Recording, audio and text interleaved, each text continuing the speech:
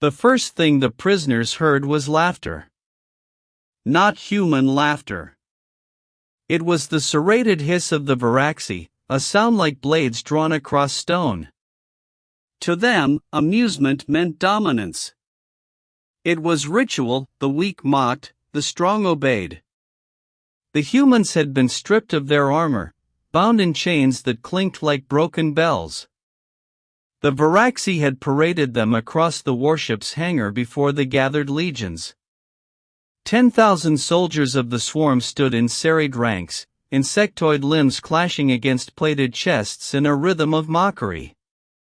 Soft, one of the commanders sneered, his mandibles clicking. Fragile things wrapped in skin. No claws. No fangs.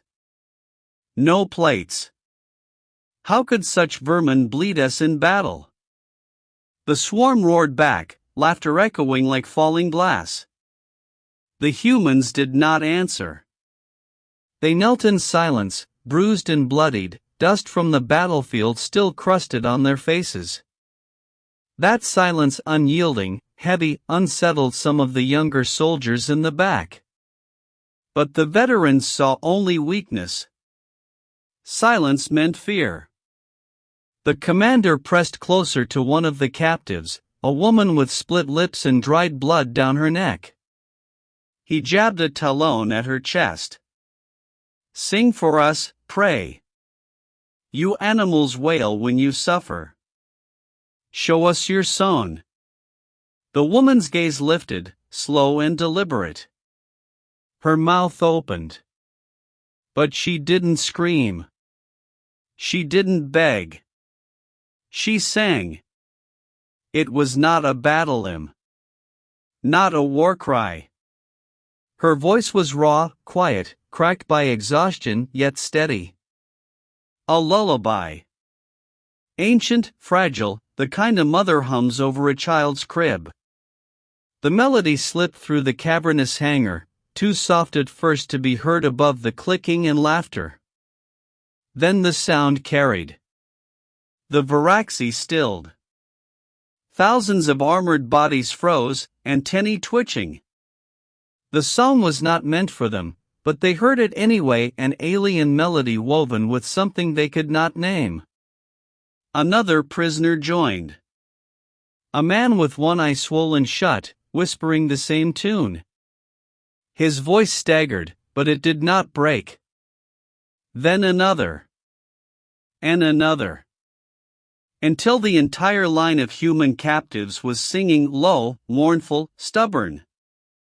The varaxi hissed in confusion. This was not the shrieking panic they expected. Not the praise howl. This was defiance in its most disarming form. No threats. No fight. Just a song too calm for the edge of annihilation. The commander snarled, trying to cut through the unease. Pathetic. A dying breed clinging to noise. He motioned for silence, but the sound did not falter. It grew, voices layering, fragile throats pressing against the weight of alien jeers. And then, the hangar felt wrong. The swarm had fought dozens of species across the stars, and prey always broke the same way. They howled, they begged, they cursed. None had sung. The younger varaxi shifted, mandibles clenching. For the first time, their laughter faltered. One soldier barked, "It is only sound. Break them." But the melody was in their heads now, wrapping around the iron walls, threading into the silence between heartbeats. It wasn't loud. It wasn't fast. It was relentless. The varaxi were predators. They thrived on screams because screams meant fear, and fear meant victory. This quiet hum, this fragile thing that refused to stop, did not fit. It was wrong. The commander raised a claw to strike down the woman who began the song. A warning blow. An ending. But her voice did not waver. He slashed, stopping inches from her face. Not because of mercy. Not because of doubt. But because in the moment before his strike landed, every human lifted their eyes together. A single glance. Empty of fear. Full of something else. The Varaxi had seen prey angry before. They had seen prey despair. They had seen prey lose hope and scream their last. But they had never seen prey look back with patience. As though time itself was on their side. The commander's claw trembled. He masked it with fury. Enough! Silence them! Guards moved forward. Shock prods crackled. Chains rattled. The song faltered under blows but did not end. A man coughed blood and still sang between wheezes. Another screamed once, but the note twisted back into the tune before it died. What the swarm did not understand was this: pain to humans was not an ending. It was a verse. And the song kept going. The hangar's rhythm broke. The 10,000 soldiers did not roar this time. They watched. Their commander's strikes did not end the sound, and something ancient in their instincts recoiled. Predators knew this truth: prey that will not break is not prey at all. The commander spat venom across the floor. Take them to the pit. We will watch their song end there. The captives were dragged, blood streaking across metal floors. The song dimmed, but never died.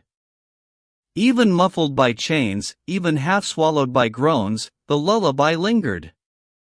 As they were herded through corridors, more Varaxi heard it. Engineers at their stations, guards along the passage, pilots in their cockpits. The melody brushed them in fragments. And each time, it carried the same thing: an absence of fear. The swarm's empire was built on fear. Without it, cracks formed. In the command chamber, the Supreme Talon watched the feed. His mandibles twitched, unreadable. It is noise. Nothing more. But his second-in-command, older and scarred, tilted her head. Her antennae shifted as though scenting a predator. Noise that does not end, my lord, becomes something else. The Talon scoffed. They are dying. It will end. And yet hours later, when the captives were thrown into the pit of torment, the song continued. Broken ribs, shattered teeth, bruised throats, none silenced it. Some could no longer sing aloud, so they hummed. Some mouths could not form words, so they tapped chains against stone in rhythm. Fragile. Unyielding. The pit's walls carried the sound upward, whispering through the ventilation shafts into the decks above. By the third cycle, even the highest levels of the warship heard it in echoes, like ghosts breathing lullabies. The younger Varaxi soldiers grew restless. They woke in the dark with the tune in their heads. Some tore at their bedding. Others hissed at empty shadows. Predators were not meant to hear lullabies. On the fourth cycle, a soldier snapped. He stormed into the pit with blade in hand, determined to silence them himself. He cut down 2 prisoners before the others pulled him back. But the 2 who fell sang until their last breath. Their voices ended, but the song did not. And now a question whispered across the swarm, one that none dared voice aloud. If prey sings while dying, what does it sing when it fights? The commander of the hangar dreamed that night of silence. Not peace. Not victory. Silence before a storm. And in that silence, he heard the lullaby not as weakness, the chains fell with the sound of breaking thunder. One by one, the locks hissed open, the iron restraints clattering onto the stone. The pit reverberated with the sound, metal against metal, echoes rolling like distant drums. The guards moved carefully, shock prods ready, claws twitching. They expected the humans to leap, to claw, to bite. But the prisoners only stood slowly, ragged bodies rising from the dirt like shadows peeling themselves from the ground. No one attacked. No one ran. They simply stood. The commander of the pit hissed in contempt. "You are nothing without your song.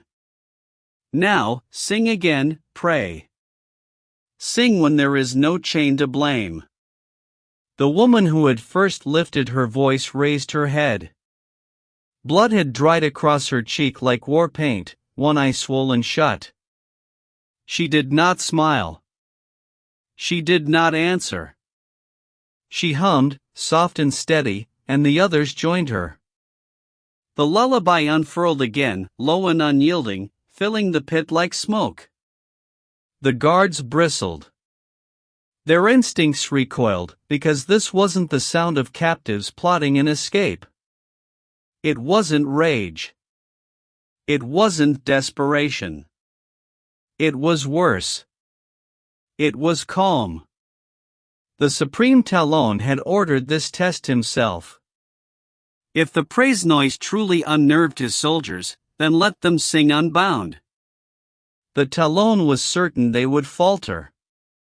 That stripped of chains, beaten half to death, they would break.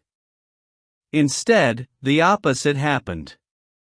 Freed hands rested on broken ribs, yet the song grew stronger. And then, for the first time, one human did more than sing. A man at the back, face bruised purple, teeth missing, took a step forward. The Varaxi guards tensed, prods raised. But the man did not attack. He walked slowly to the nearest wall and pressed his palm against the cold surface. Thump. Once. A slow beat, like the knock of a heart. Thump. He struck again, the rhythm syncing with the melody. Not loud, but steady. The others followed. Feet scuffed against stone.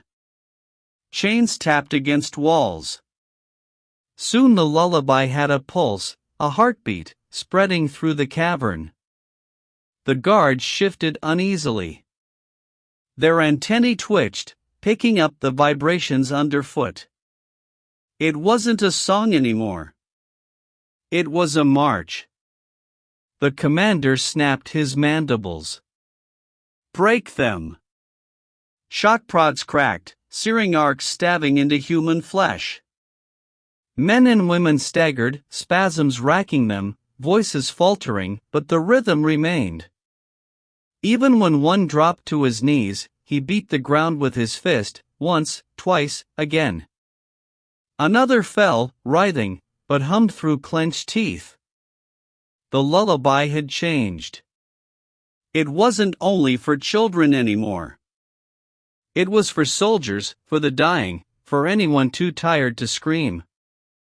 The Varaxi guards backed away without meaning to. This wasn't how prey behaved.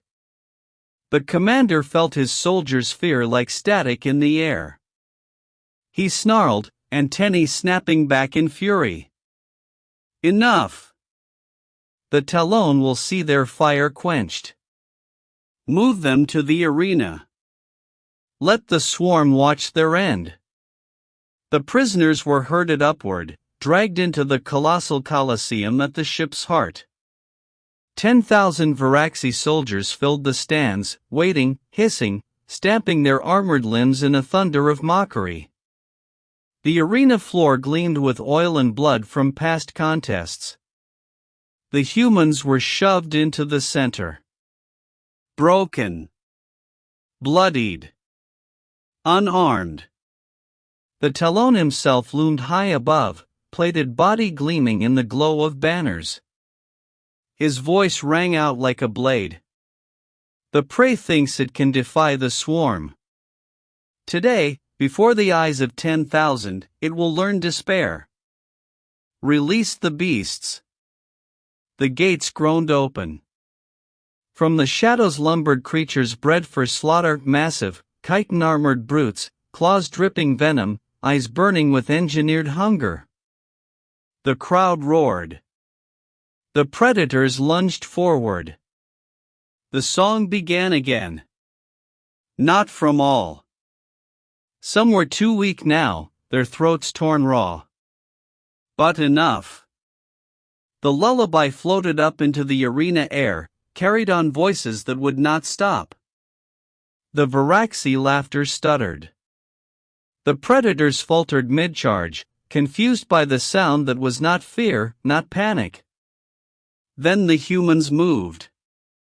Not to fight. Not to flee. They closed ranks. Broken arms slung around shoulders. Backs pressed to backs. A circle of the condemned, small against the titans that encircled them. The lullaby turned into something else. The tempo rose, each note landing harder, sharper. The tapping of chains against stone became drums. The predators hissed, pacing around the humans, but the prey did not break their circle. The first beast lunged. A claw the size of a scythe swung down. A man stepped forward and shoved his body into the strike. Bones cracked like dry twigs. He fell, but his voice did not. He sang as he bled out, his tune collapsing into a hum that carried the rhythm forward. The others did not falter. The circle held. The second beast attacked, tearing into a woman's chest. She choked on blood, but with her last breath she forced out a note raw, jagged, but part of the song. Another voice picked it up instantly, weaving her death into the melody. The Varaxi stared in disbelief. Every loss made the sound stronger. Every fallen voice was reborn in the throats of the survivors. The Supreme Talon's mandibles twitched. Why do they not scream?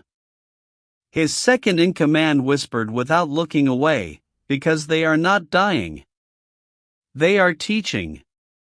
The circle began to advance. Not fast. Not strong. But steady.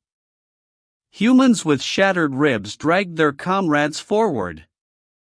Each step landed with the weight of the song. The beasts circled, confused, their instincts fraying under the pressure of prey that did not break. One soldier in the stand screamed, "Why will they not stop?" His voice cracked with something forbidden, fear. The Talon clenched his claws. If his army smelled fear, the rot would spread. He signaled.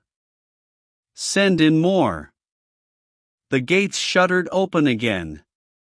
A dozen beasts thundered out, claws gleaming. The circle sang louder. The humans knew they could not win. Their bodies would fail. Their bones would break. But that was never the point.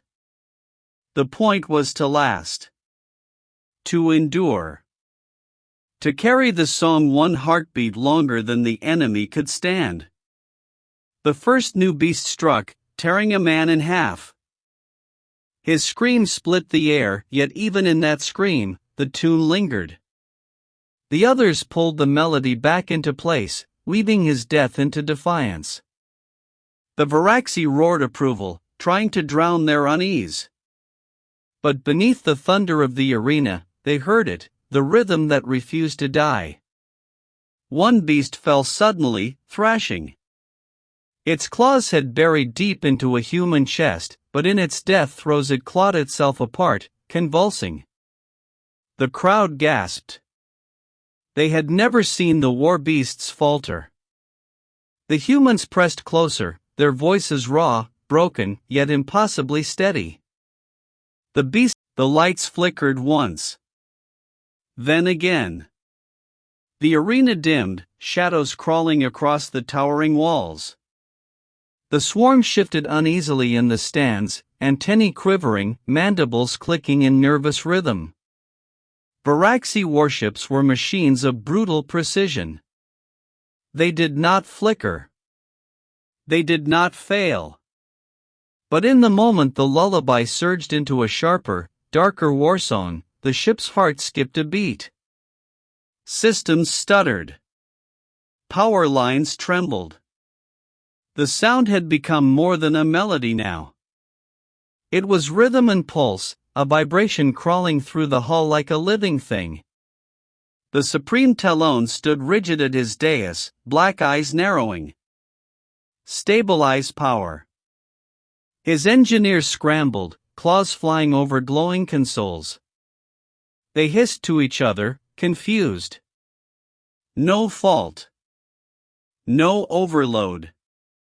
The grid is intact. The interference is external. The Talon's mandibles snapped. There is nothing external here but them. His gaze dropped to the arena floor, where the humans still stood in their broken circle. Their voices were shredded raw, yet stronger for it, hoarse, ragged, and unstoppable. The beasts that had been unleashed to tear them apart now circled restlessly, low growls rumbling. Some scraped their claws against the floor as though itching to attack. Others shrank back, trembling. Predators, bred for slaughter, unsettled by sound. The humans moved again. Just a step, but it rippled outward. Bare feet dragging across steel. Blood smeared behind them in trails. Each step landed with weight, with intention, as if the arena itself kept time. Thump. The ship's lights pulsed with it. Thump. The crowd murmured. Some hissed in denial. Others whispered of omens. The commander of the pit, who had once mocked them, now leaned forward with claws dug into the railing. His breath came sharp and fast. He had fought 100 campaigns, spilled oceans of blood. But never had he seen prey turn agony into tempo. The second in command spoke low to the Talon, voice tight. This is not chance. The sound is in the structure. It moves with the ship. Impossible. Yet even as he said it, the ship trembled faintly underfoot, like a drumskin stretched too tight.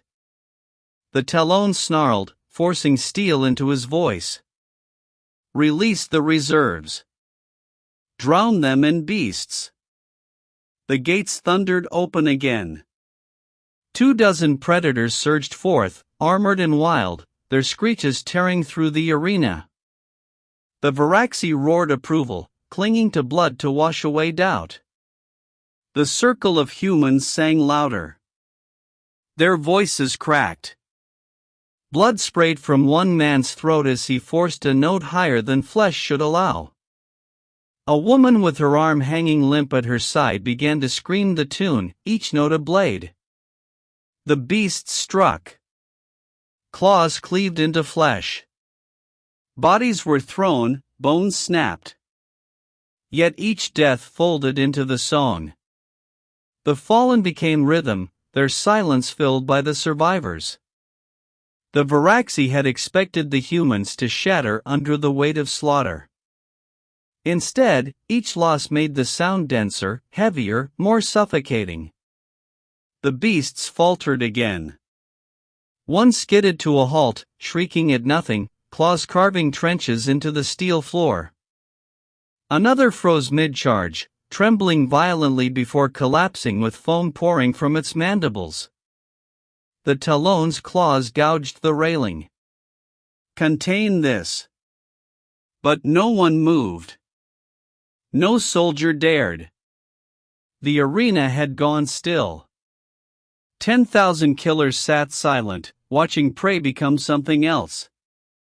And then every console aboard the ship glowed red. The engineers howled. The resonance is interfering with navigation. Course stability compromised. How? The Talon bellowed. They didn't know.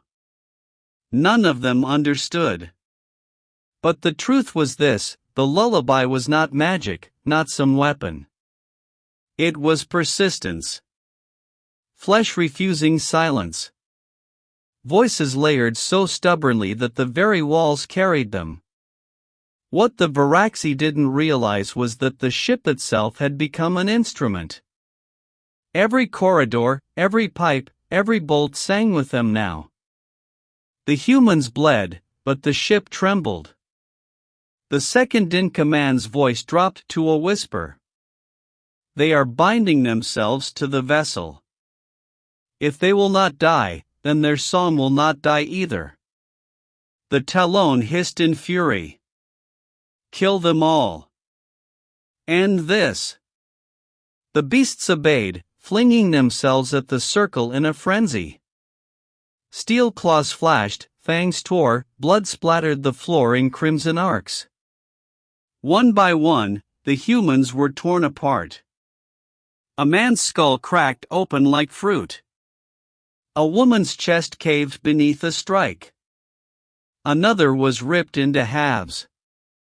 And still, the song did not stop. The survivors howled the lullaby through choking blood, through shattered teeth, through punctured lungs. Even as their numbers dwindled to a handful, the sound only grew more suffocating. The arena shook. The warship's lights died completely. Darkness swallowed them all. The only thing that remained was the song. It filled the void. It seeped into every corner. The Varaxi crowd sat frozen, antennae twitching, trying to pierce the dark with senses that found only the melody. And beneath the sound, a deeper vibration now pulsed, a heartbeat, but not theirs. The ship itself thudded once, alive in resonance. A low boom reverberated through the hull. Systems died. Weapons bays froze. Engines stalled. The Supreme Talon's voice thundered across the silence, sharp as a blade. Stand! You are warriors of the swarm. Do not. But his command drowned in the return of light. Not bright. Not steady. Emergency crimson bled across the arena, bathing everything in blood hue. And in that light, the circle of humans still stood. Fewer now, half a dozen at most, but unbroken. Covered in gore, faces ruined, eyes alight with something more terrible than hatred. Endurance. They sang louder. The arena's walls cracked. Thin lines of fractured alloy split downward, dust cascading. Somewhere deep in the ship, alarms wailed. The Varaxi soldiers in the stands began to shift. Not in rage. Not in victory. In fear. Some clawed at their own ears. Others backed away from the railings. Predators all, yet none dared leap down to finish the fight. Because it was no longer a fight. It was a ritual. And the humans would not let it end. The Talon bared his fangs, voice sharp with panic disguised as rage. Silence them. Tear out their throats. Now. No one moved. Not the beasts, trembling and confused. Not the soldiers, who sat frozen by something they could not name. And in that stillness, the song changed again. It softened. Not weaker, softer, gentler, as though mocking the silence that had spread. Like a lullaby again. But now it carried weight like stone, patience like winter. The humans sang as if they were the ones who owned the silence. And the ship hummed. Not with the ordered thrum of engines, nor the crisp cadence of reactor cores. This was different. It was uneven, alive, as if the vast vessel itself had learned to breathe. The arena lay in total blackness. The stands full of Varaxi soldiers were silent now, their bodies rigid, antennae twitching. Predators that had feasted on empires sat frozen, surrounded not by prey, but by something stranger. The humming deepened. It came through the steel. Through the floor beneath their claws. Through the walls that caged them in. The song had burrowed into the bones of the ship, and the ship was now singing back. The few surviving humans stood at the center of the arena.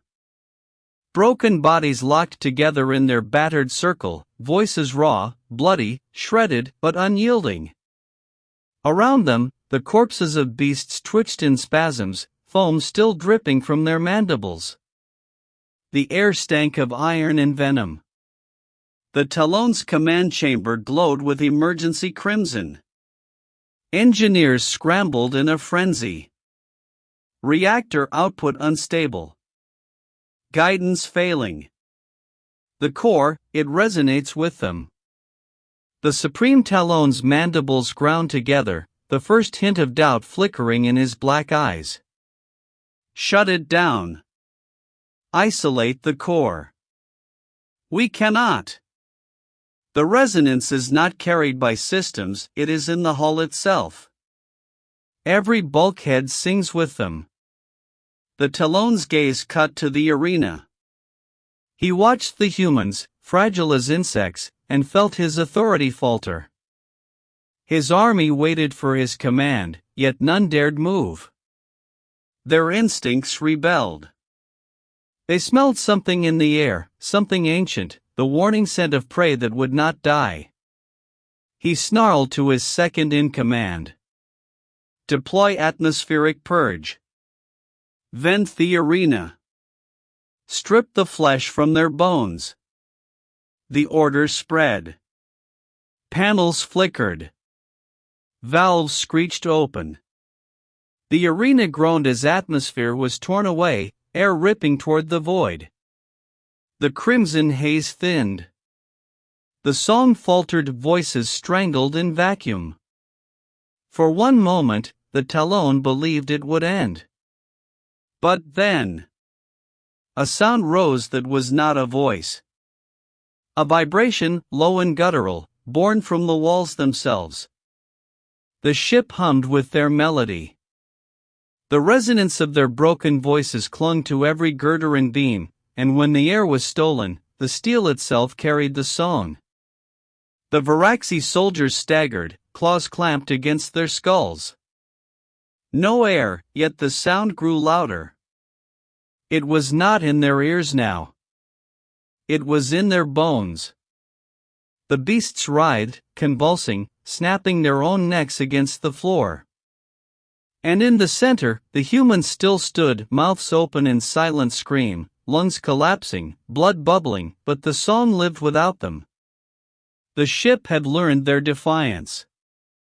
The Supreme Talon felt his chest seize. Not from lack of air, his body was built for void survival, but from dread. For the first time in his reign, he felt hunted. He slammed a claw onto the comms. Seal the purge. Restore air. Contain it. The atmosphere surged back with a thunderclap.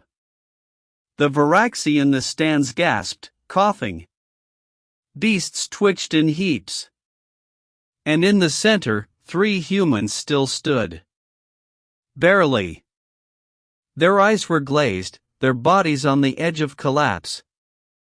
Yet when breath returned, so did their song, slipping seamlessly back into rhythm with the ship itself. The sound rolled like a tide. It reached the barracks first.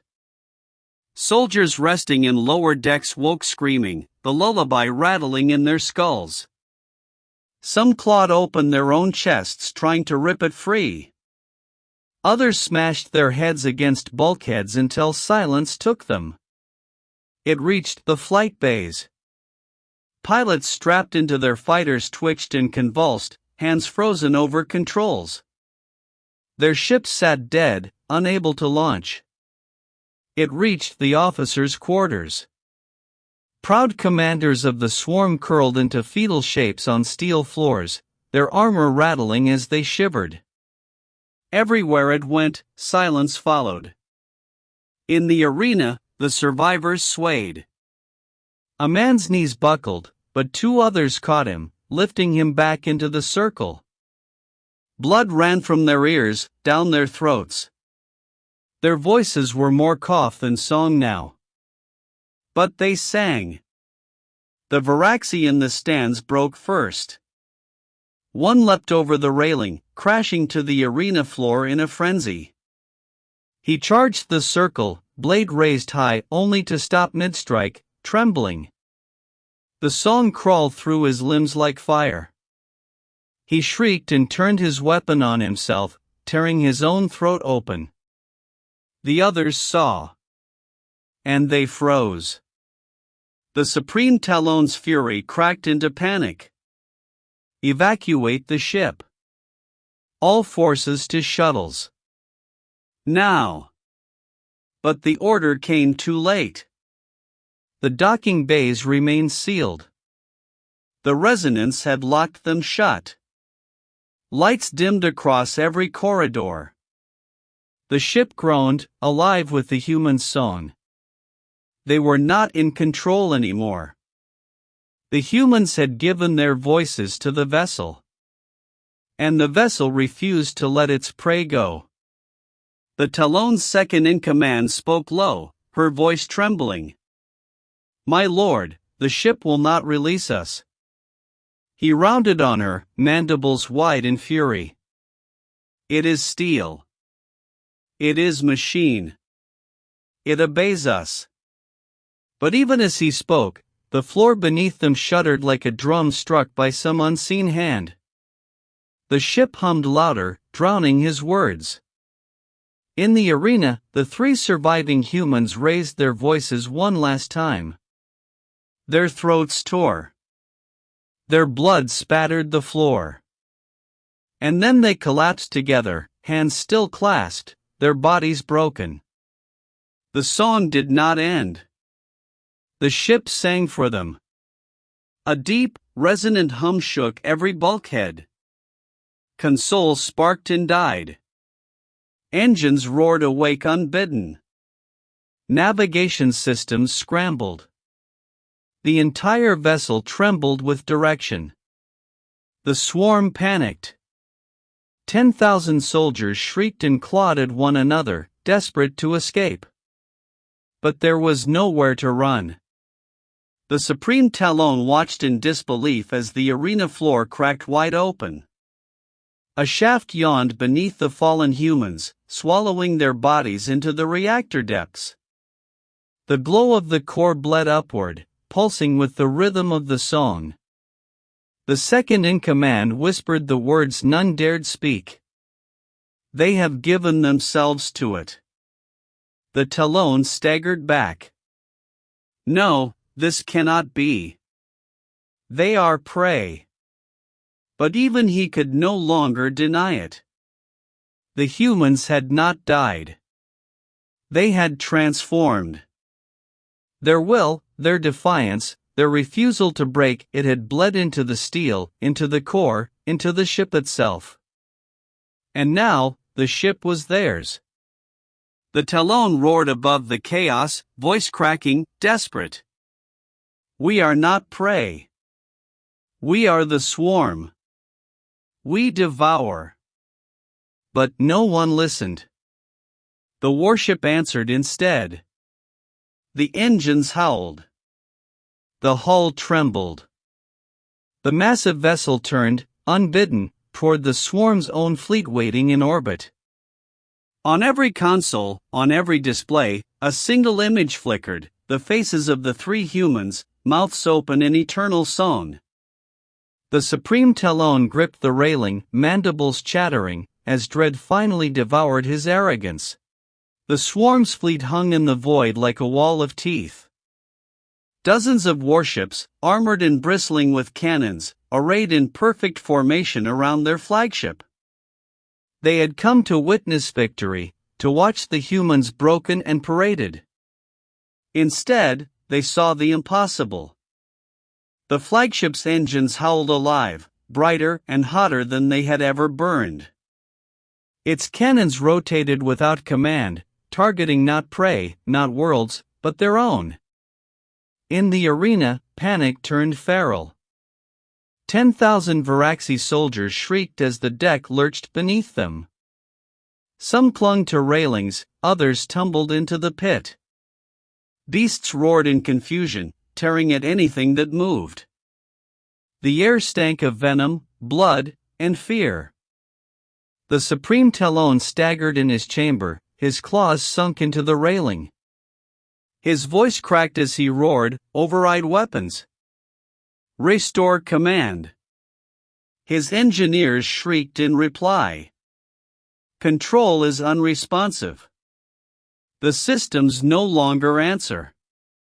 The Talon's black eyes fixed on the central display, where the glow of targeting arrays lit the fleet in crimson.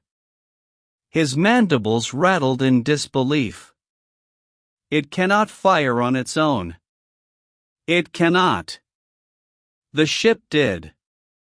A beam of searing plasma lanced across the void, carving through the nearest warship. Armor split. Chitin plates shattered. The vessel ruptured in silence, spilling fire into vacuum. The Varaxi fleet screamed in confusion, their calms erupting with panicked commands. Hold formation. Contain it. Destroy the flagship before. The flagship fired again. And again. Each shot precise, merciless, fueled not by orders but by will. Inside, the song grew louder. The human's lullaby had transformed entirely now, no longer soft, no longer fragile. It pulsed through steel like thunder, each note a weapon. The Varaxi soldiers in the arena clawed at their skulls, howling, their predator's confidence shattered. The second in command leaned toward the Talon, her voice hollow. "It is no longer your ship. It is theirs."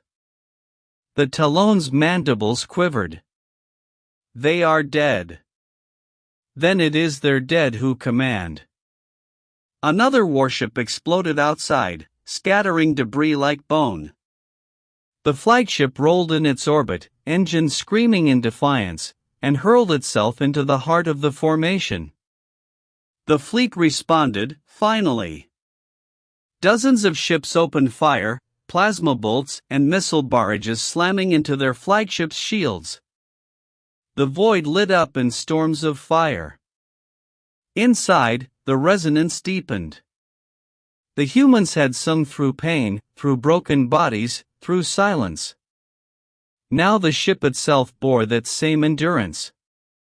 The swarm's fire raked across its armor, carving molten wounds, yet it pressed on, inexorable.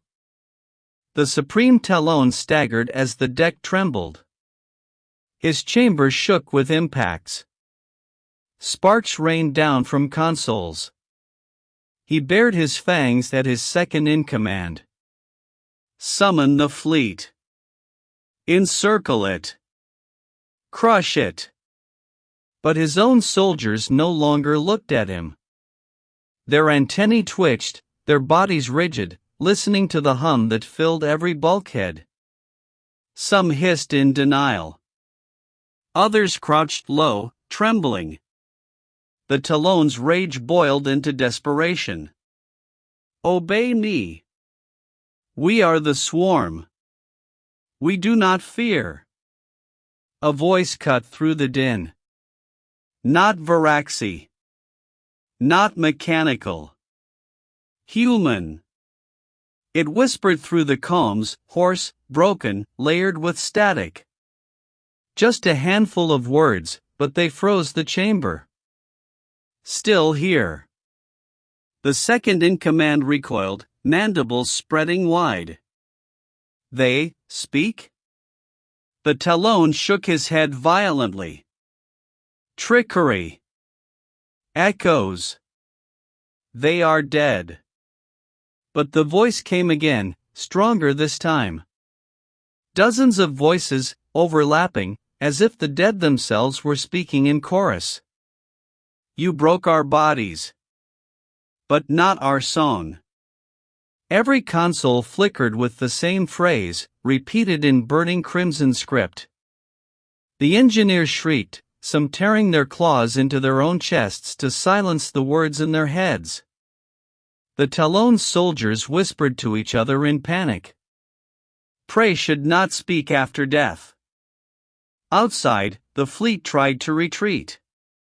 But the flagship surged forward like a predator reborn, tearing into the formation. Its guns spat light. Missiles screamed into the void. Warships shattered, drifting corpses of steel. The Supreme Talon bellowed above the chaos.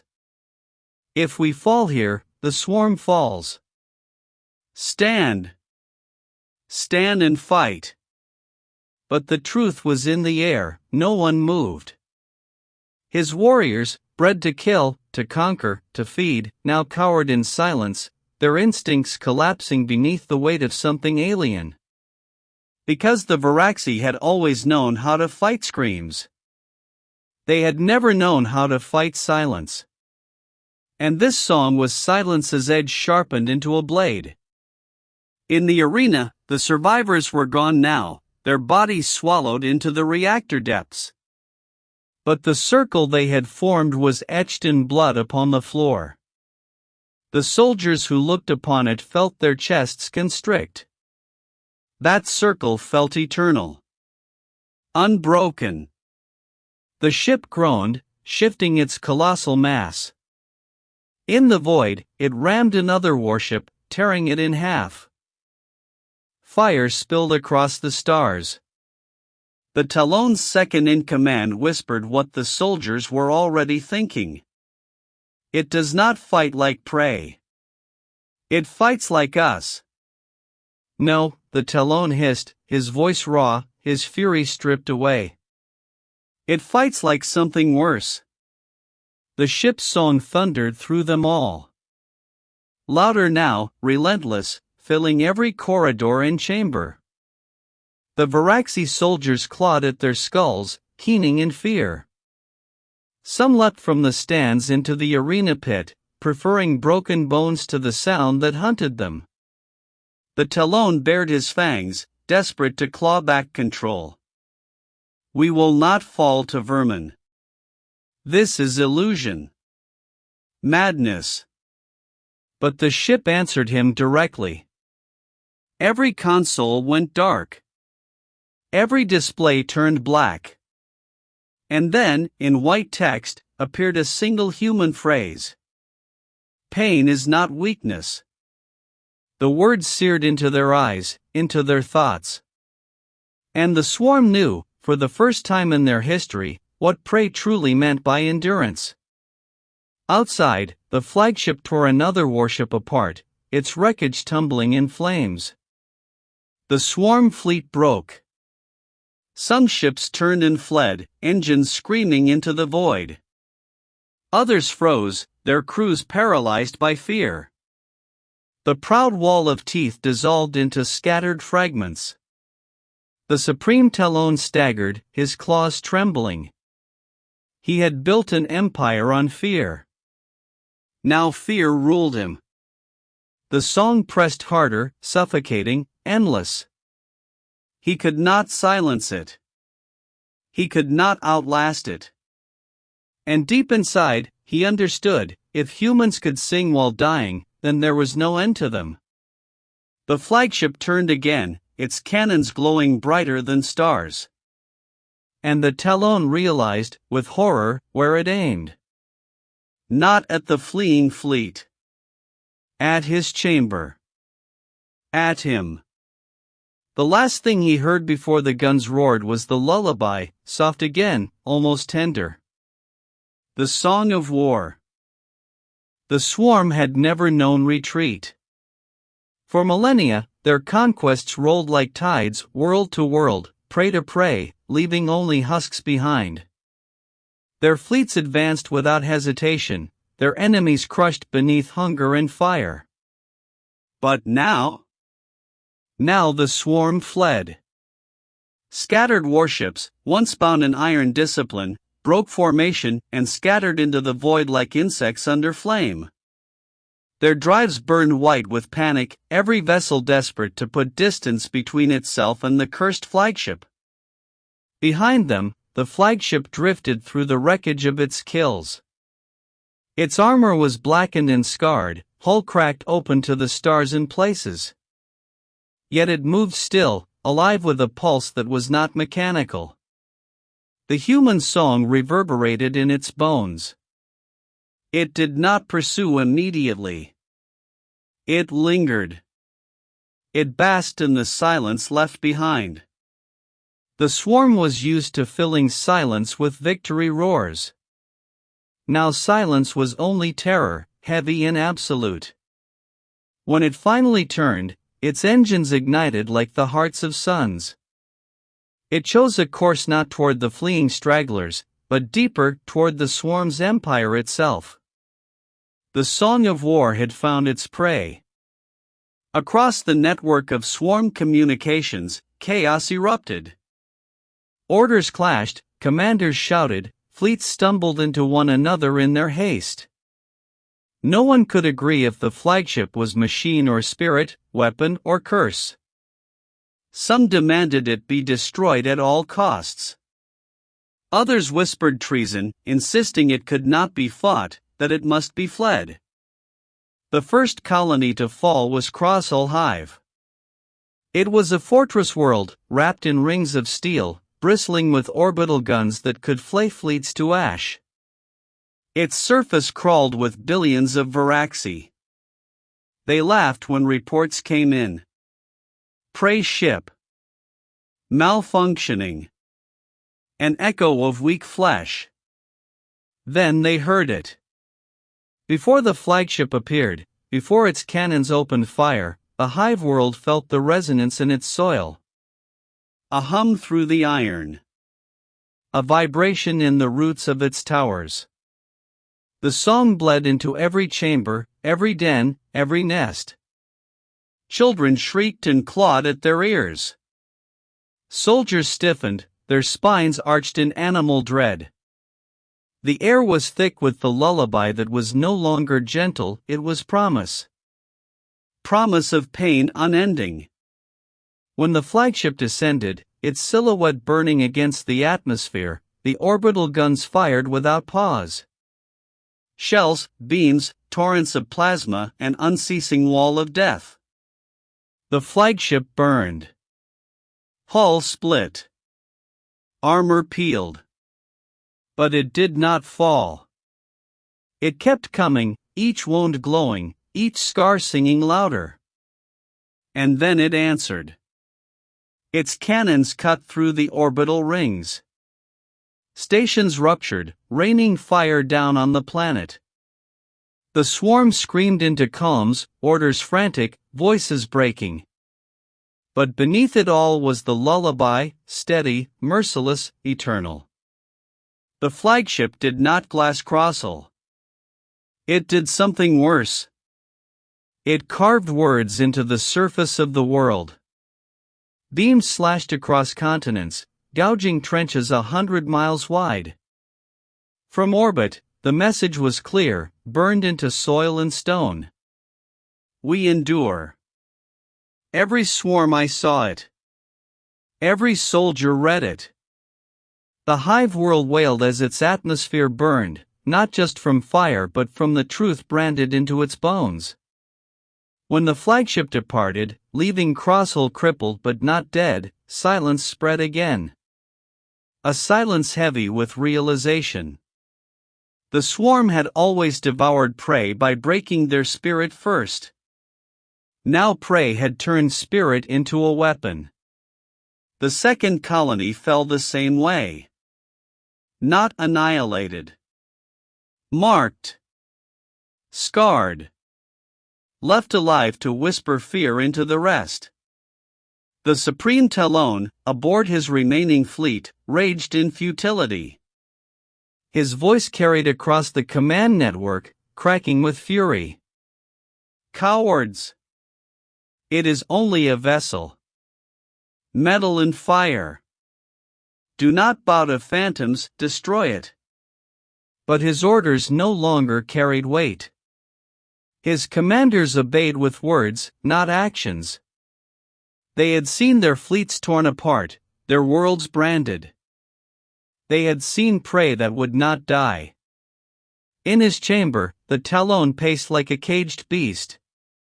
His claws dragged gouges into the floor. His second-in-command stood in silence, mandibles pressed tight. Finally, she spoke. What if the humans are not prey? What if we have named them wrong? The Talon spun, eyes blazing. They are vermin. They were. Once. But vermin do not sing from the grave. Vermin do not turn our ships against us. Her voice trembled, but she forced the words out. Perhaps we are not hunters in this war. Perhaps we are the hunted. The Talon roared and struck her, claws raking across her chest. She staggered, black ichor spilling, but she did not fall. She looked him in the eyes and hissed, "Then kill me, Talon. Silence me." But you cannot silence them. He froze, his claws dripping. For a heartbeat, even he felt it, that creeping dread, that impossible weight pressing in. The song was everywhere now. Through the metal, through the void, through the marrow of every soldier who had ever feasted on human flesh. Reports poured in. Fleets routed. Colonies scarred. Crews abandoning ships in terror rather than face the cursed flagship. One commander, before his transmission cut to static, whispered what no Varaxi had ever dared say. They cannot be consumed. And then came the moment that broke the swarm. The flagship appeared over the nest world. The capital. The cradle. The unassailable core of the swarm's empire. Its silhouette loomed above the endless hives, its hull torn and blackened, yet still burning with that pulse of impossible endurance. The nest world's defenses lit the skies, a storm of fire that could drown any fleet. The swarm's proudest dreadnoughts rose in formation. And the human song poured down, drowning it all. The Supreme Talon, from his throne chamber, stared into the feeds. His claws shook against the railing. His voice, for the first time in his reign, broke. They cannot come here. They cannot. But the song said otherwise. Soft at first, a lullaby whispered by broken throats. Then louder, layered with the voices of the dead, the voices of those he had mocked, beaten, paraded. The song became thunder. And then the flagship fired, carving through the heavens above the swarm's heart. The Talon screamed his last order, one that reeked not of command but of despair. Stop it before it sings again. But the guns of the nest world did not falter because of his words. They faltered because every Varaxi soldier, staring up at the blackened flagship, realized the truth. The prey had come home. And they had brought silence with them. The flagship's cannons glowed white, brighter than the swarm's suns. The ground trembled. The sky split. And the human song reached its crescendo. The nest world had never known fear. For 10,000 cycles, it was the swarm's furnace, where queens spawned billions, where soldiers drilled in oceans of ichor, where the supreme Talon's banner cast its shadow over hives that stretched horizon to horizon. No prey had ever reached its skies. None had dared. Until now. The flagship descended like a scar upon the heavens. Its hull was ruined, gouged by plasma and missiles, its frame cracked open to the void. But it lived. It moved with the certainty of something beyond machines, beyond steel. And from within its bones came the sound. The lullaby. Soft at first. A whisper that slithered into the dens of hatchlings and made them wail. Then louder, threading through the command towers, rattling the minds of seasoned warriors. Louder still, until it filled the nest world entire, a song without source, a song without end. The ground armies rallied. Millions of Varaxi, armored in black carapace, bristling with claws and rifles. Their roars shook the dust, a chorus of rage meant to drown out fear. But their roars faltered. One by one. As the song bled through their armor, through their skin, through the instincts bred into their marrow.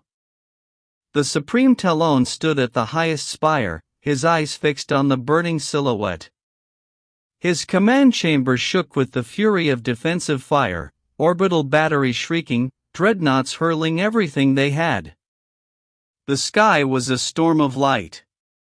Yet the flagship did not fall. Every impact only deepened its song. Each wound made it louder. Like humans themselves, fragile, breaking, but refusing to stop. The Talon slammed his claws on the console. Focus every gun on its engines. Tear it apart. Silence it.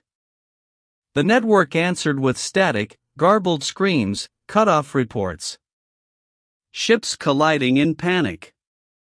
Gun crews abandoning their posts. A world bred for conquest was choking on dread. And then the flagship answered. Its cannons ignited, white beams lancing down through the storm. Towers split in half. High spires collapsed, burying millions beneath molten rubble. The air filled with ash, black snow drifting across the capital. But the flagship did not kill indiscriminately. Its fire was deliberate. Words carved into soil and hive. Symbols burned into the capital's flesh. From orbit, from the skies, every swarm I could see them. Still here. The Talon's mandibles quivered as he read the message. He hissed, but the sound was hollow. His second in command, bandaged where his claws had scarred her, stood beside him. She whispered what he refused to say aloud.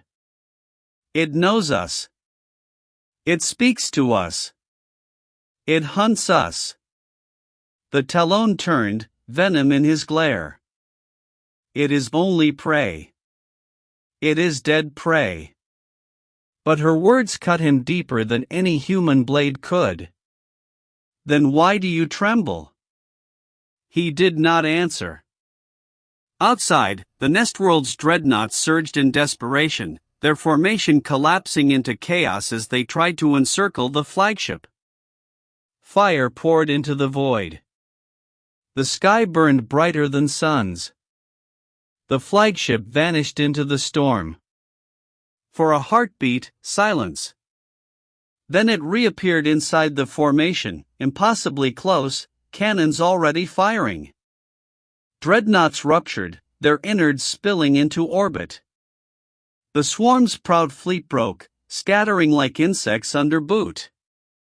The Talon's chamber swayed with the shockwaves of destruction. His engineers screeched that the defense grid was failing. His generals snarled over comms, demanding retreat, demanding guidance. But the Talon had no guidance left. His fangs ground together, his rage hollow. He had never planned for prey that refused to break. The lullaby filled his chamber. No instruments, no translators, just the raw voices of humans long dead, layered into a chorus that seemed to come from the very walls. We endure. The words pressed against his skull, against his lungs, until breathing itself felt like defiance. In the city below, the swarm's armies began to fracture. Soldiers dropped their weapons. Some fled into the tunnels beneath the hives, others clawed at their own ears until ichor ran black down their faces. Their commanders hissed and snapped, but authority had lost its teeth. The song was louder than orders. The Talon's second-in-command stared into the smoke-choked skies. This is not war.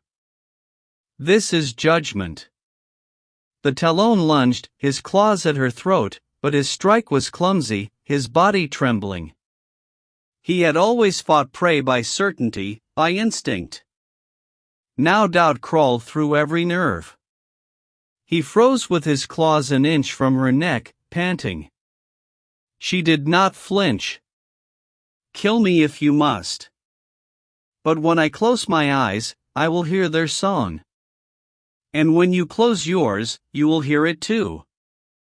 He staggered back, breath ragged. The flagship descended lower, engines tearing the air into cyclones. Its shadow fell across the capital hive. Millions looked up at its broken hull and saw not prey, not machine, something else. Something endless. The lullaby grew soft again, almost gentle. As if it sang only to the Talon now. And the Talon, ruler of 1,000 worlds, conqueror of 100 species, felt fear pierce him clean. Fear not of death, but of silence.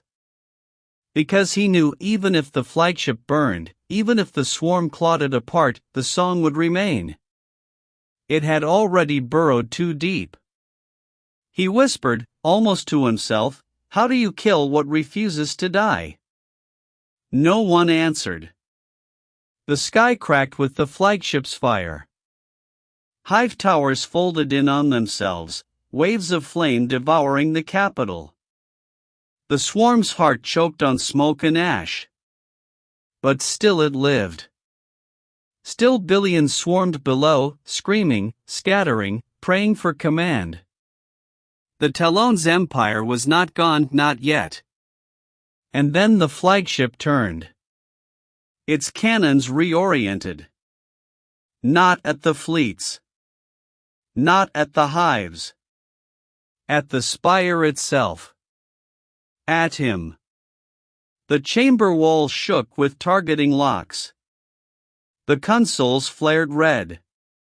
Every sensor pointed straight at the Supreme Talon's heart. His second-in-command whispered what he already knew. It comes for you. The Talon bared his fangs, desperation and pride burning into a single roar. I am the swarm. I am eternal. But the lullaby only answered with silence. The cannons charged, light swelling to blinding white. The last thing the Supreme Talon saw was not the fire, but the circle of humans in his arena, their broken bodies, their linked hands, their song. And then the sky fell upon him. When the fire receded, when the thunder of collapsing towers gave way to drifting ash, the nest world was no longer the swarm's heart. It was a carcass. The Supreme Talon's spire lay in ruins, shattered stone and steel jutting from a crater that still glowed molten. His body was never found. Some swore they saw him die in the blaze, others insisted he fled, but the truth didn't matter. His roar was gone from the command network. The unbroken voice that had driven the swarm for centuries had been silenced in a single stroke. And in its place was the song. It lingered in the air, woven into the smoke. The lullaby did not end with the strike. It echoed from the wreckage, whispered through calms, carried in the static of broken transmitters. Soldiers wandered the ruins dazed, antennae twitching, as if listening to something no one else could hear. The swarm was a species built on obedience. Obedience to the talon, to the swarm mind, to the cycle of conquest. But without the talon, there was no single wool, only fragments. And into that fracture, the human song crept. On the ground, commanders hissed for their soldiers to regroup, to rally, to reassert dominance. Some obeyed, forming ragged lines, but their claws shook. Their rifles wavered. Others refused altogether, whispering that the prey had cursed them, that every shot fired only made the song louder. Above, the flagship hovered, broken but unyielding. It did not fire again. It did not need to. Its very presence was enough. In orbit, the swarm's surviving dreadnoughts hung back, their formation shattered. Crews argued over open comms, some demanding vengeance, others begging retreat. Mutinies sparked. A ship fired on its own sister vessel, convinced it carried the song inside it. The fleet dissolved into madness. The second in command, blood seeping from the gouges on her chest, emerged from the rubble of the Talon's spire. She staggered onto a broken balcony, mandibles tight, eyes fixed on the burning flagship above. Her escort hissed questions: "Is the Talon alive? What are your orders?" She gave none. She could only stare. And then she whispered, so quietly her own guards almost missed it, "We named them wrong." The words spread. Not through orders. Not through channels. Through whispers, through instinct. Across the ruined capital, across the swarm's comms, soldiers repeated it in disbelief, in terror. We named them wrong. At first it was rumor. Then it was certainty. Prey was not supposed to rise after slaughter. Prey was not supposed to sing from the grave. Prey was not supposed to carve words into worlds. Something cracked in the swarm that day. Something deeper than command, deeper than obedience. The hierarchy that had made them predators collapsed beneath the weight of doubt.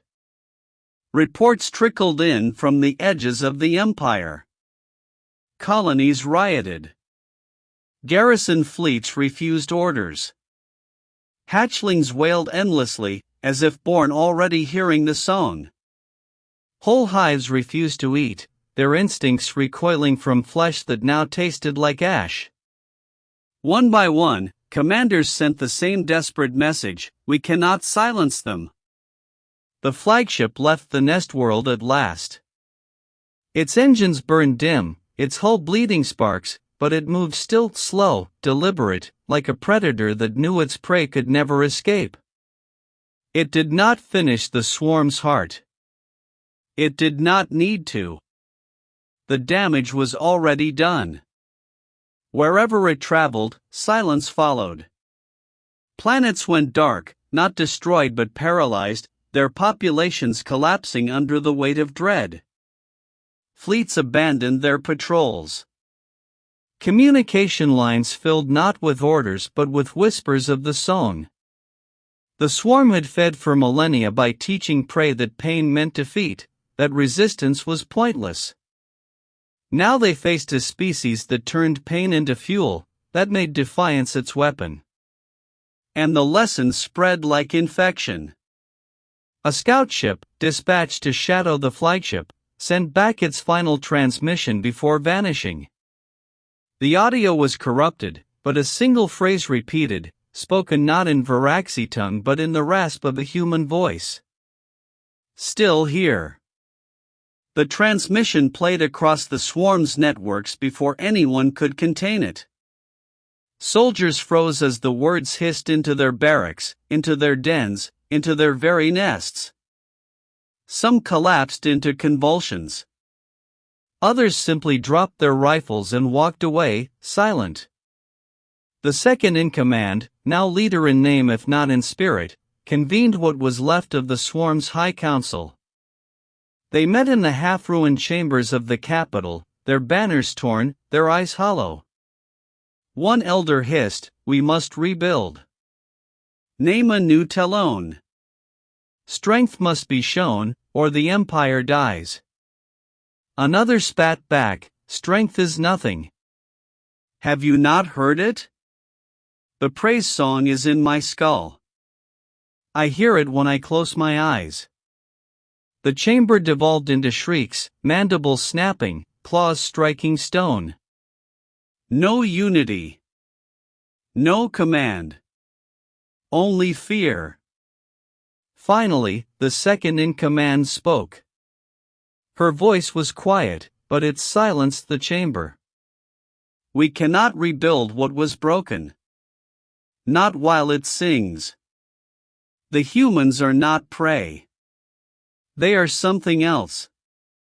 The council hissed at her, outraged, but none could deny the tremor in their limbs, the weight in their chests. None could deny the silence that followed her words. Across the galaxy, species once enslaved by the swarm watched the chaos unfold. Their chains weakened. Their overseers faltered.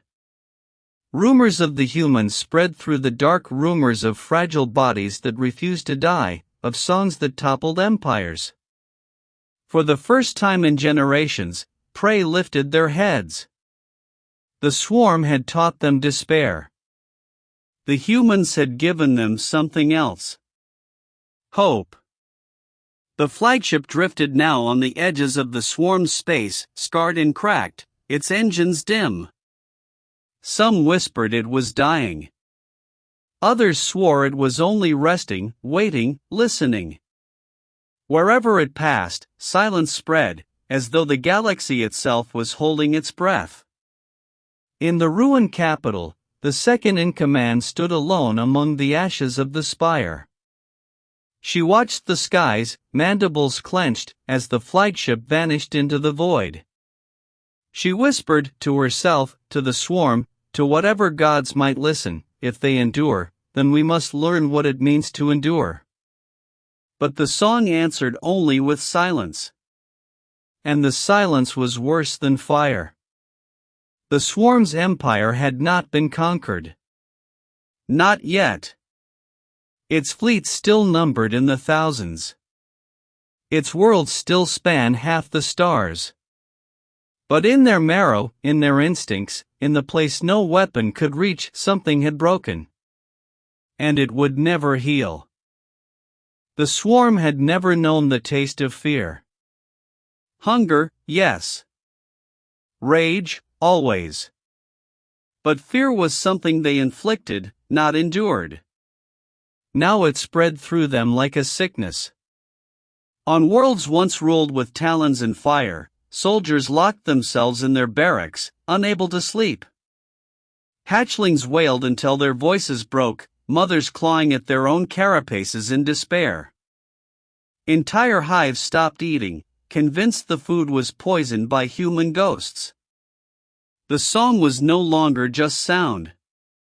It had become belief. But predators do not surrender belief. They fight it. The new Talon, if she could be called that, stood atop the ruins of the old spire, her chest still bandaged from her wounds. She had not been chosen by ritual or by the swarm mind. She had been forced into the role by silence. No one else dared claim it. Her eyes burned with the same hatred that had carried the swarm across 1,000 stars. But even she knew hatred was not enough. They needed spectacle. They needed blood. They needed to kill the humans in such a way that no song could ever rise again. And so she summoned what remained of the High Fleet. It was not unity. It was desperation bound with fear. Dreadnoughts drifted in half-formed lines, their hulls scarred from battles that should have been effortless. Carriers limped into orbit, their hangars half empty. Commanders screamed at their crews, forcing obedience where instinct had failed. The swarm mind, fractured and bleeding, coalesced into a single directive. Find the humans. Erase them. Not their armies. Not their fleets.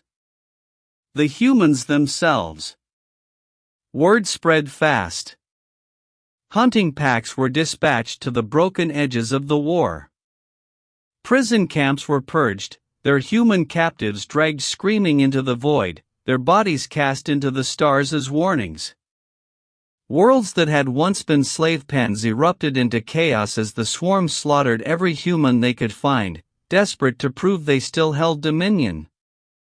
But the killings did not silence the song. They amplified it. For every body hurled into the void, a dozen enslaved species whispered the human's defiance. For every lullaby cut short, 100 voices picked it up. Soon the swarm could not kill fast enough. The song outpaced their claws. The flagship haunted them still. It drifted from system to system, broken but unbroken, silent but suffocating. Wherever it appeared, swarms scattered. Whole fleets fled rather than face its shadow. The new Talon ordered its destruction.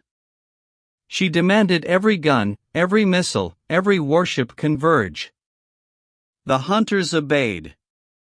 They gathered in the ashen expanse, a dead stretch of void where suns burned cold and planets were nothing but hollow shells. The flagship had been sighted there, crawling like a wounded beast. It was their chance to end it, to reclaim the swarm's pride. The fleet filled the dark. Thousands of ships, a wall of steel and hunger. They spread wide, encircling the void, their engines burning like a false dawn. The flagship did not run. It drifted at the center of the trap, its hull cracked, its engines sputtering. Lights flickered weakly across its frame, as though even the ship itself were exhausted. It looked less like a predator now and more like a corpse. The swarm circled closer. On the comms, commanders roared triumph.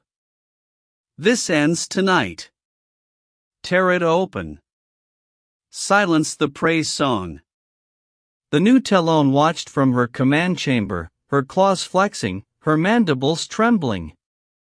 Victory was within reach. At last.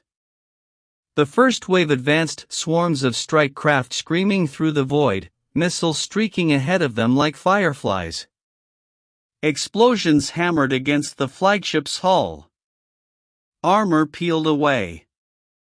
Plates shattered. Its silhouette buckled. Still, it did not fire back. The second wave closed in, dreadnoughts unleashing their broadsides. The void shook with detonations, the flagship rocking like a drifting wreck. Its lights dimmed further, flickering out in long, ragged breaths. Cheers erupted across the fleet. It dies. It breaks. But in the silence between their cries, something answered. Not sound. Not voice. Song. The lullaby rose from the flagship's bones, not broadcast, not transmitted. It vibrated through the void itself, carried on nothing, heard by everything. It thrummed in the plates of ships, in the carapaces of soldiers, in the marrow of the swarm. The attackers faltered. Crews clawed at their ears though there was nothing there. Pilots lost control, their hands trembling on their sticks. Commanders shouted orders that no one heard. And still the song grew. It was not soft anymore. Not a lullaby. It was war. It carried the screams of burning cities, the defiance of dying soldiers, the whispers of prisoners who spat blood and smiled. It was grief turned into blade, weakness into fire. The flagship stirred. Engines that had seemed dead ignited, flooding the void with white flame. Its broken hull groaned as power surged through it, weapons long dormant flickering back to life. The third wave never reached it. Their ships simply broke apart, tearing themselves to pieces as their crews convulsed in their seats. The swarm's triumphant roars collapsed into panic. Fleets tried to retreat, but the formation was too tight. Ships collided, crushing each other in the chaos. Dreadnoughts opened fire blindly, striking their own lines. The flagship advanced. It did not fire often. It did not need to. Every blast it released tore holes through entire squadrons.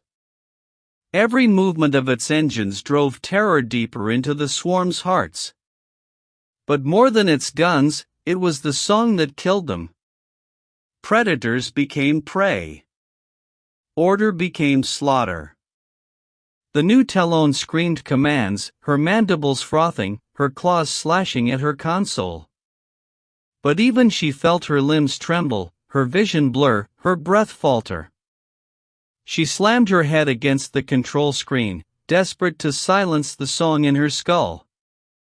And then she heard it. A voice inside the song. Human. Not screaming. Not weeping. Speaking. We are not leaving. The words froze her blood. Her officers convulsed at their stations. One tore off his own mandibles.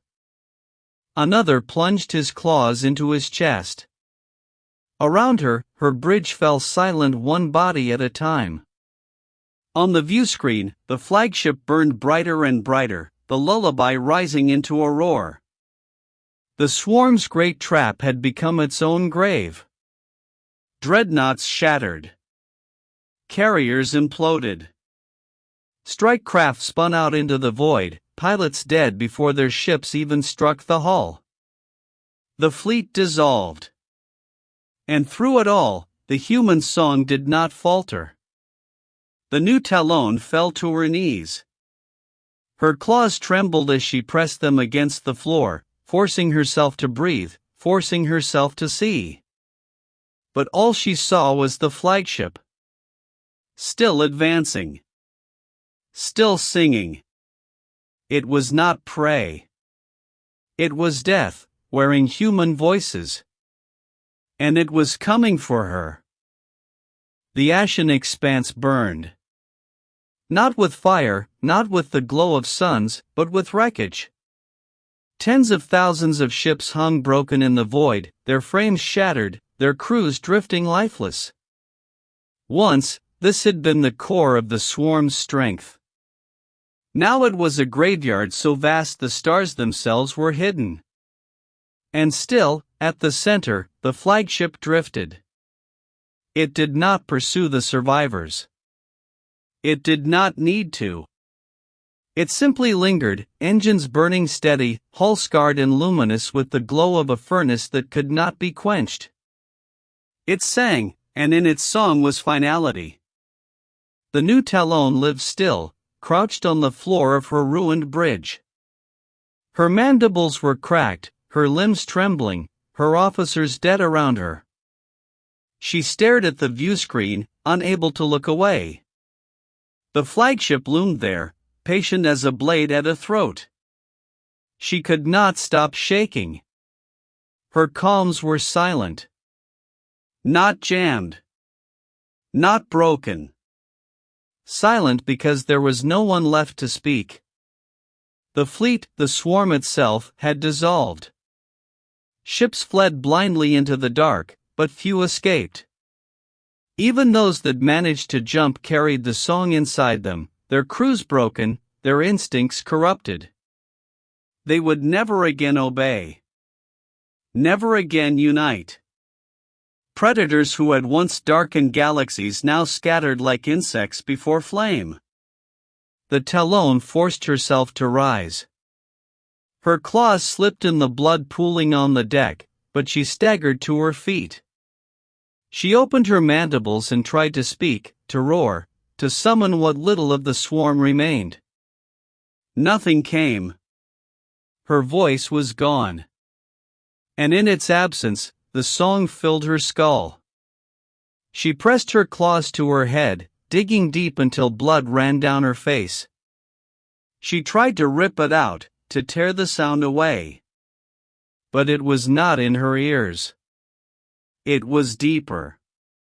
It was in her marrow. In her breath. In her very pulse. The humans had planted it there.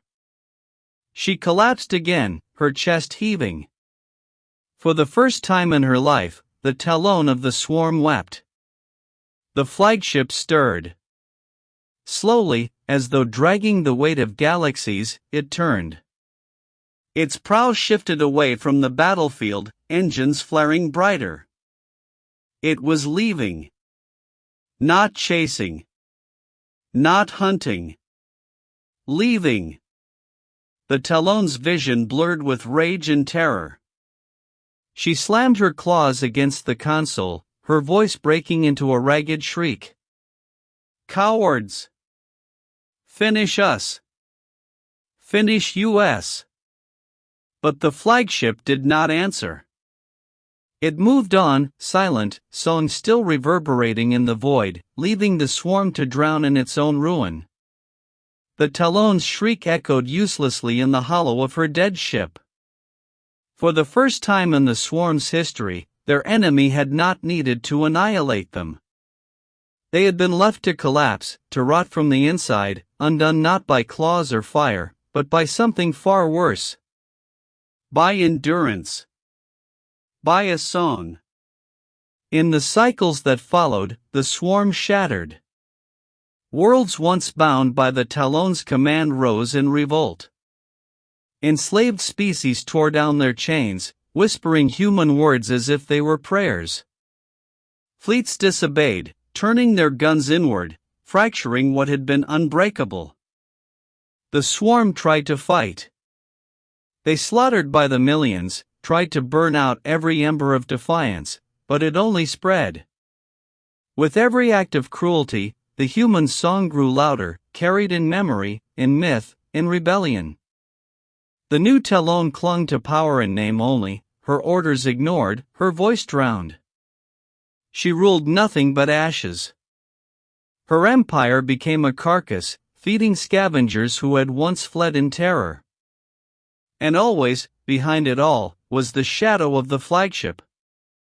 It was sighted in distant systems, scarred hull gliding through the dark. Never attacking, never speaking, but always there. Witness. Reminder. Threat. Some swore they heard voices within it, human voices whispering through the static, still here. Others claimed it was no longer a ship at all, but something greater, something born of the war, a monument to a species too stubborn to die. No one could say for certain. The humans themselves had vanished. Their colonies burned, their armies shattered, their fleets reduced to wrecks. Yet the song remained. The prey was gone, and still they endured. Centuries later, children of a dozen liberated worlds would whisper the tale. They spoke of fragile creatures who bled like water, whose bones snapped under claws, whose skin burned in fire. Creatures mocked as weak, dismissed as food. And yet when the predators came, they did not kneel. They sang. They sang as their cities burned, as their soldiers fell, as their voices were silenced one by one. They sang until their enemies trembled, until an empire collapsed, until silence itself belonged to them. The swarm became a warning, its ruins scattered across the stars, a predator undone by prey. And the humans became something else. Not saviors. Not gods. A lesson. That strength is not in claws or armor or hunger. It is in refusal. It is in persistence. It is in the song that will not end. On the edge of the galaxy, in the void between dying suns, a broken flagship still drifts. Its lights flicker faintly. Its hull groans like the bones of a corpse. And if you listen closely, carefully, in the silence of your own breath, you will hear it. A lullaby. Soft at first. Then rising, until the stars themselves seem to lean in. Not words of comfort. Not words of peace. But defiance, eternal. The song of war. And it never ends. Want more stories where prey becomes predator? Hit subscribe and stay with the song.